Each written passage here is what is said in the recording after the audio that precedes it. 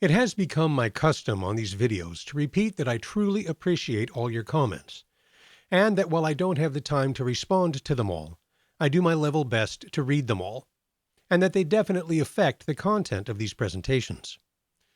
I also mentioned that I would directly address some of those comments in this podcast. But before we get into that, I also want to personally thank you for watching these videos, because it's plainly evident that some of the commenters don't, and to ask, if you haven't already, to please take a moment to like and subscribe. Okay, the comments I've received so far have been overwhelmingly positive and encouraging, but naturally some folks disagree. And there are a few recurring themes that I want to address, the first of which is the false dichotomy between the words Catholic and Christian. Any number of comments have come in claiming that the early church was Christian, not Catholic. And I must say that it irks me when someone asks, "Are you Catholic or Christian?" Or worse, when someone asks a Catholic, "Are you Christian?" and they respond, "No, I'm Catholic." So number one, no matter who you are, and if you get nothing else out of these videos, please understand this. Catholics are Christians. They were the first Christians. The Catholic Church is the oldest and largest Christian body in the world. Furthermore, it is the only church that was actually founded by Christ. No one has a more legitimate claim to the name Christian than a baptized Catholic. Moving on, I want to state for the record that, unless otherwise noted, I do not primarily share my personal opinions in these videos, but rather the teaching of the Church. And with that in mind, I promise that there are 4 words you will never hear me say in these podcasts. All biblical scholars agree. Because I know from personal experience that if you get 2 biblical scholars in a room, there will be at least 3 opinions. However, outside the official teaching of the Church, there is such a thing as a general consensus of credible scholarship. So when I make claims about historical matters, they're really not controversial. For example, I've mentioned the canon of the Bible in several videos. A new viewer recently asked, "What is the canon?" So, quick reminder, the canon of Scripture is the official table of contents, that is, the official list of books that belong in the Bible, both Old and New Testaments. And the canon has been closed since the 4th century.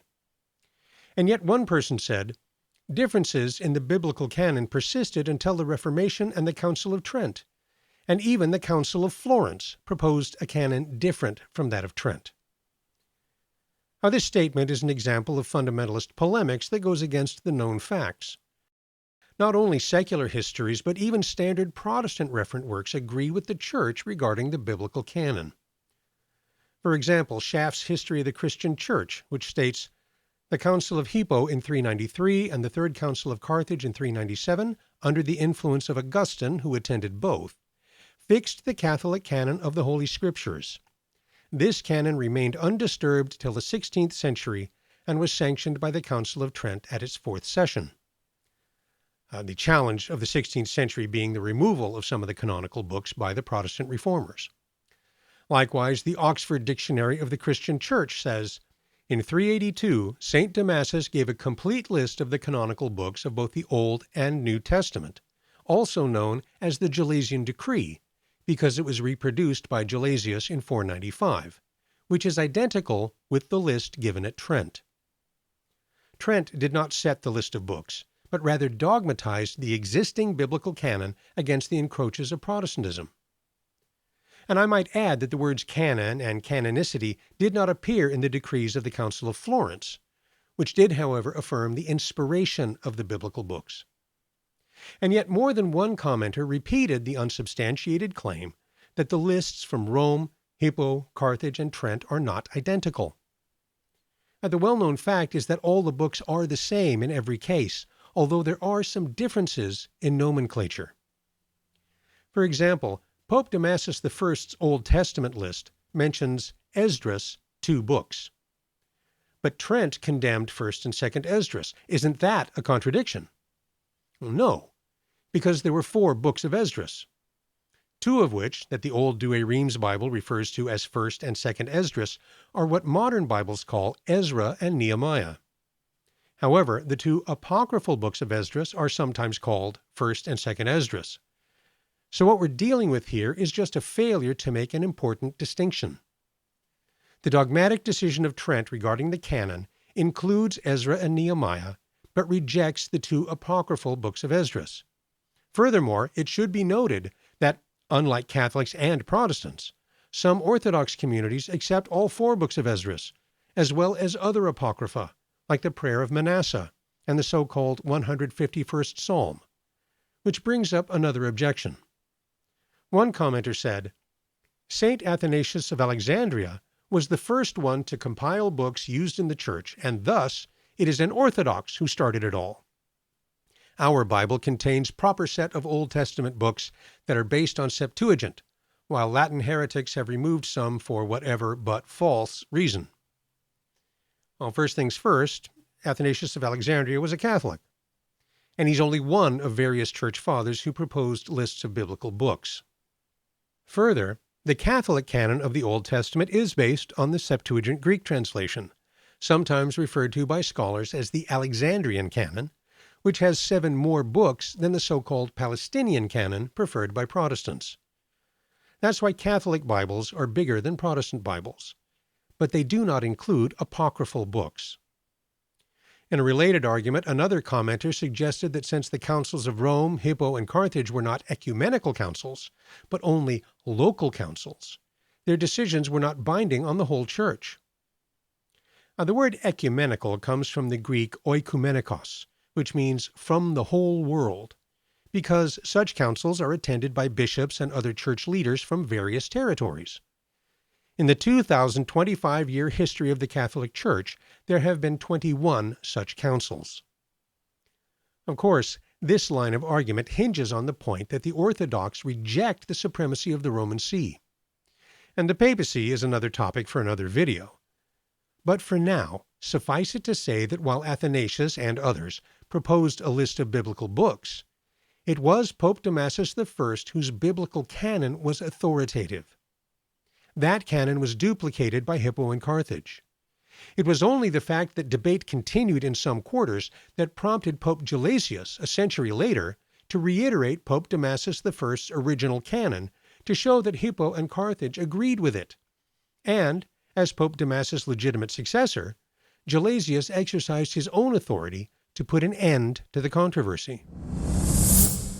For our purposes, let's consider another instance from the time of St. Augustine, when he informed his flock that Pope Zosimus had ratified the condemnations of the Pelagian heresy, which were pronounced at the councils of Mileve and Carthage. He said, "The two councils sent their decrees to the Apostolic See, that is, Rome, and the decrees quickly came back. The cause is finished. Would that the error were as quickly finished." Because Pelagianism, like most heresies, did not immediately die out. But no one doubts that Pelagianism was authoritatively condemned by the Church, even though Mileve and Carthage were only local councils. My point is this: it was the approval of the Pope that was decisive. St. Augustine was appealing to the accepted teaching that the decrees of church councils, even ecumenical ones, are binding on all Christians only if they receive papal confirmation. And his sermon gave rise to the well-known formula, Roma locuta, causa finita est. That is, Rome has spoken, the matter is settled, or literally, the cause is finished. And, as Augustine said, would that the error were as quickly finished. Speaking of which, as you might expect, any number of comments have come in defending the Protestant doctrine of Scripture alone. Some by insisting that first-century Judea was a highly literate society. One person appealed to the obligation to study the Torah to make the claim that pretty much everyone knew how to read in Judea. Now, I suspect this misconception rests largely on the idea that Jewish boys must read a passage from the Torah at their bar mitzvah. But in ancient Judea, there was no formal ceremony as we know it today. The concept of becoming a bar mitzvah is based on the oral tradition, later recorded in the Mishnah, that a boy reaches the age of religious responsibility at 13. So, Jewish boys were expected to learn and study the Torah from a young age. But the celebrated synagogue schools didn't arrive until after the destruction of the temple. and the bar mitzvah as a public ceremony centuries after that. Plus, the word study means to gather knowledge. Only later did study become associated with personal reading. In ancient Judea, the practice of Torah reading primarily meant that a designated teacher would read aloud, with the expectation that the congregation would listen and actively engage with the text, not that everyone would be able to read it for themselves. The emphasis was on collective learning and understanding of the Torah's teachings. So, when one commenter says, the Bereans in the Acts of the Apostles checked out the teachings of Paul and the apostles in the Old Testament writings to confirm it, far from Jerusalem.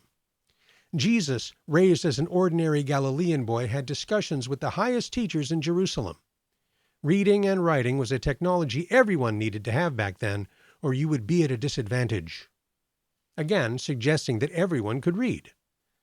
But if you actually read Acts 17, 10 through 15, you'll discover that it relates how Paul and Silas left a rather hostile Thessalonica for Berea.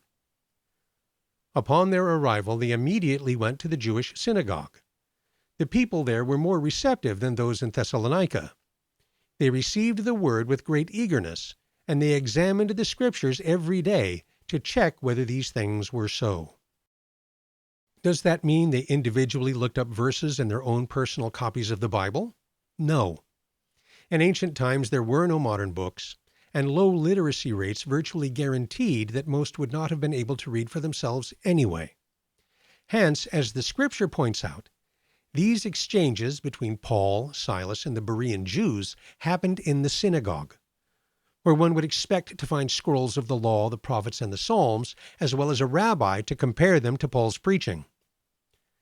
As for the 12-year-old Jesus in the temple, Scripture says, after 3 days they found him in the temple, where he was sitting among the teachers, listening to them and asking them questions. And all who heard him were amazed at his intelligence and his answers. So, like a typical Galilean boy, he listened to the rabbis and asked questions. But unlike a typical boy, the teachers and everyone else were amazed at him.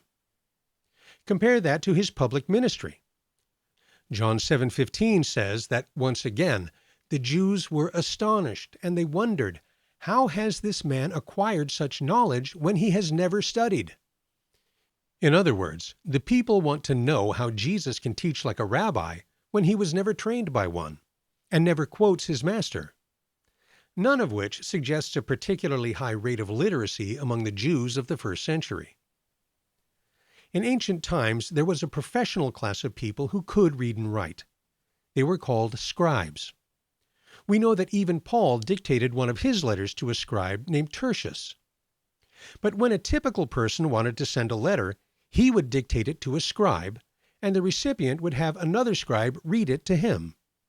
Hence, letters were common, even though literacy was not. Finally, I have received comments and emails wherein I have been either courteously invited or rudely challenged to a debate. But while I am happy to dialogue with people of different viewpoints, I have no interest in debating the truths of Catholicism. Because frankly, the teaching of the Church is not up for debate. Hence the old axiom, Roma locuta, causa finita est. And that's no nonsense.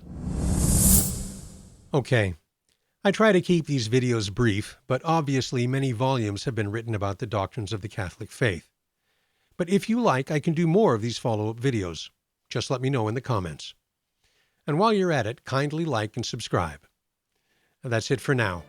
Until next time, thanks for listening, and may God richly bless you and your family.